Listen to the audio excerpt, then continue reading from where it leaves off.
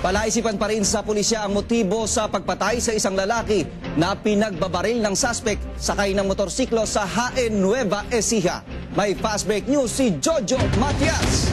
Patay ang isang lalaki matapos itong pagbabarilin ng hindi pa nakikilalang suspect sa Barangay Calabasa, Jaén, Nueva Ecija. Ang biktima ay kinilalang si Reneo Esguera ay nagtamo ng tama ng bala sa iba't ibang parte ng katawan na naging dahilan ng agarang pagkamatay nito. Nakuha sa pinangyarihan ng 4 na basyon ng bala ng kalibre 45 na hinihinalang ginamit sa pagpatay sa biktima. Ayon sa mga kaanak nito, pauwi na si Reneo galing sa paghatid ng kanya anak sa eskwelahan. Nang pagbabarilin ito ng suspect, tinangkapan nilang dalhin sa pagamutan ng biktima sa pag-asang maisasalba pa ang buhay nito.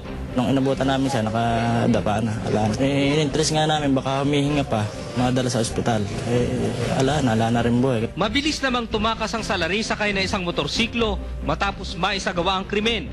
Samantala, hindi pa rin makapaniwala ang mga kaanak sa nangyari dahil wala naman daw silang alam na kaalitan ng biktima. Noon, meron siyang binantaan siya, pero naayos naman yon. Yun yung alam kong nakagalit niya. Patuloy naman ang isinasagawang investigasyon ng mga otoridad kung sino at kung ano ang tunay na motibo ng pagpatay dito. Jojo Matias, Fast Break News, Nueva Ecija.